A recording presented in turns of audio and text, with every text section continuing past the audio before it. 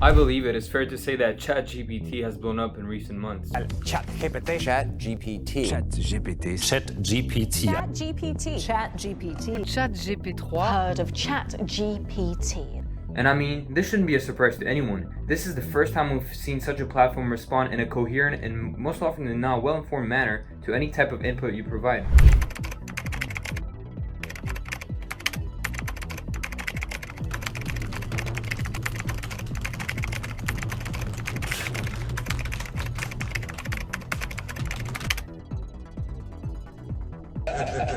But this channel covers finance, so we must put ChatGPT to the test against the world's most renowned all-economic cycle portfolio, the all-weather portfolio. It is said that the all-weather portfolio has even withstood the dark ages, this dunk from Shaq, and even a slap from the ops.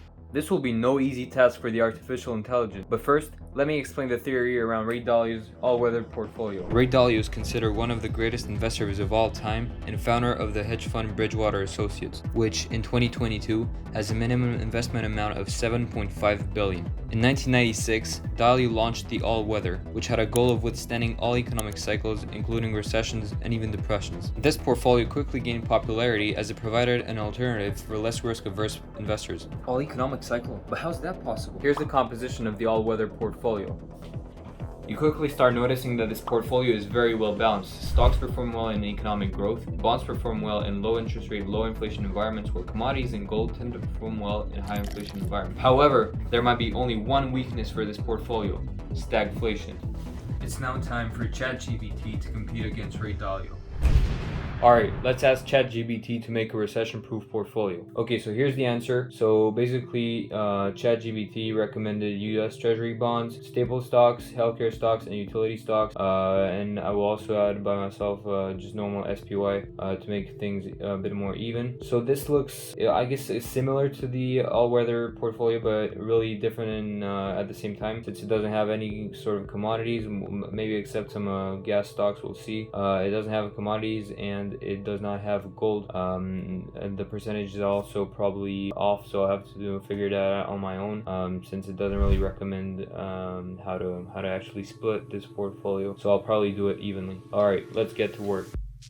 I woke up the next day at -3 a.m.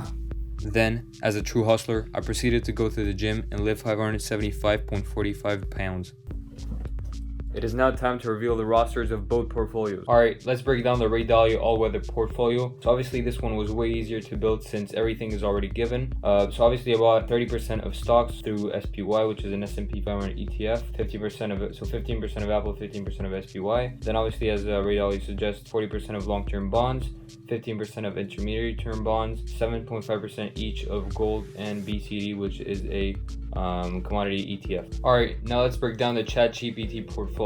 So this one was a bit hard to build together, since obviously, first of all, ChatGPT did not provide a structure, so I kind of bought all of these equally, but you'll see that it won't matter as much since most of these are correlated assets, meaning most of them are stocks. So ChatGPT first obviously recommends stocks, so I bought some SPY, obviously, which is the S&P 500 ETF, and the same bonds, TLT, IEF, which is long-term and intermediary term. Again, same quantity, 12.5% of the portfolio. Then obviously ChatGPT recommended to go into different industries and geographies, so I went into banking with ING, as well as TSM, which is Taiwan Semiconductor Manufacturing. So this again is a variety, a different industry, but also different geography. We also have some consumer staples, which the AI recommended with Walmart, since obviously Walmart is kind of a need in a way for consumers. Healthcare through Johnson & Johnson, and utilities with gas and petrol and all that with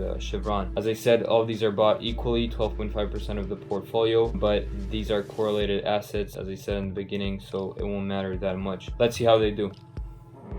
A few moments later. Alright, so in the very short span of 2 months, the all-weather portfolio has returned about plus 2.5%, which grows the account to 512, while the ChatGPT made portfolio returned about a similar result of plus 2%, which is still pretty good. Very short span of 2 months, growing the account to 510.